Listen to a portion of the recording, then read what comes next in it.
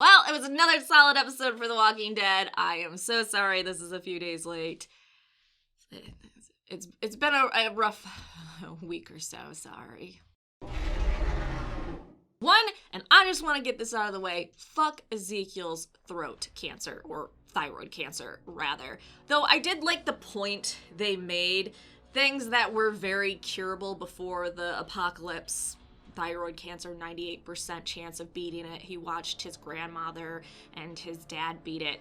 In this world now, you're fucked. And I'd like to think about, and not in a gleeful, rubbing my hands together, I'm so happy that people are dying sort of way, but the things and the progress we've made that we now take for granted that people in the Walking Dead universe wish they could have, like the fucking idiots with vaccines and being anti-vax and stuff, and you want to punch them in the face and maybe send them 100 years ago and have them see what happens when you don't have these amazing scientific breakthroughs.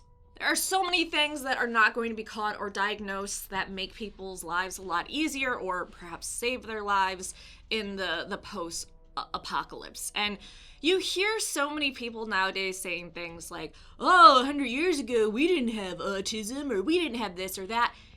Yeah, we fucking did. We just didn't have tests. We didn't have ways to diagnose it. You fucking idiot. Like, come on. You have to have at least 2 brain cells in there somewhere. I have to say, one of the sweetest things I've ever seen was an elderly person who finally got diagnosed for a disorder, a mood disorder. And him saying, now I know why. I've been like this my entire life. And even though he was pretty much at the end of his life, he was able to get help for it. It's just not that it fucking appeared in his life 90 years later. People are ridiculous. They're just absolutely fucking ridiculous. Okay, new topic. So yeah, do not kill Ezekiel. I know he died in the comics, so of course they want to kill him some way in the show, though they don't kill everyone they've killed in the comics, and obviously Ezekiel died in a very different way in the comics. I find it interesting they still put him on the path as he was with Michonne in the comics, but he has it with Carol and that he's not talking to her. And I have this thing that he's going to get the courage to do so, and it's going to be too late, just like in the comics, and it's gonna suck. I know some people are pro Carol, Daryl. Honestly, Connie and Daryl is where it's at. Daryl, I'm not saying you should judge someone based on looks. Connie is fucking smoking. She's really into you. She seems to have less issues than Carol, and I think you two should get it on. That hand-holding scene. I feel like this episode had different walker deaths and more grotesque killing, and I have to believe it's to satisfy the crowd that just wants gore and boom boom, destroy shit. So they're like, okay, here's a little bit more walker deaths and grotesque stuff to keep you interested, while also keeping the people over here that want character backstories and growth. See, we can all be happy and live together. Because you know the people, as soon as there's not so much action and violence, this show's boring. I don't want to watch it. Why can't more people get killed? Oh, if you didn't think the Whispers were the ones behind all the shit happening to the communities, now they've outright said it. Though I thought the whisper at the end of last episode was indication, but it's nice that they just straight out said it. I also liked Alpha's death by 1,000 cuts, or rather Nick's. I mean, pretty good point. Ooh, I have a question. So I know over the seasons, contaminating water with walker guts has been a hit or a miss. So if you go back and look at certain episodes, people have definitely been contaminated with walker guts and they've not been turned.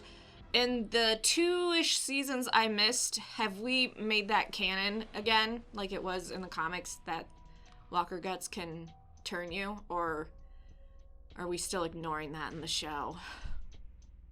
I honestly don't know at this point. Hey, holy shit, Brandon! So if you read the comics, I swear I'm gonna stop saying if you read the comics any minute now, but you know that there was a kid that followed Negan and Negan ended up killing him. So if you read the comics and you were watching this, yeah, it was a different situation, obviously. but of how everything happened. The entire time, though, this is what I love if you read the comics. Not everything's going to happen that happens in the comics. Obviously, you have to be a little slow not to realize that by now. But sometimes they set up scenarios that are similar to something that happened in the comics, and it makes you hold your breath. Like, when's it gonna happen? When's it gonna happen? When is Negan going to kill Brandon? Oh shit, oh shit. And then it doesn't happen, and Brandon gets away. And I thought, okay, maybe they were doing that as a haha, we know, people that read the comics, you were expecting Negan to kill him. And then Milo and the mom are dead, and Negan goes ape shit. That was a awesome twist, and I loved it. I also love how Negan just was so over that kid, and some people may doubt that he's reformed. Watchers, not people in the universe. I know people in the universe are struggling with it, but I definitely do think Negan has been redeemed. He has changed his ways, and he's struggling going back into that kill mode. Though I am really excited about him going to meet the Whisperers and just fuck up Alpha. Ooh, and by the way, Negan, maybe you shouldn't say you'd never kill a kid, because I feel like there's evidence that says otherwise. But I love how much he adored Carl, and it even hits him hard now that people might think that he harmed the kid. So yeah, I think this was another solid episode of The Walking Dead. I'm excited about the next season, and I feel like I have to keep saying this. Thank you to the people that complained, petitioned, stopped watching the show to get them to up the quality, because it's becoming like the show I remember, and I love it. So, you're fucking awesome.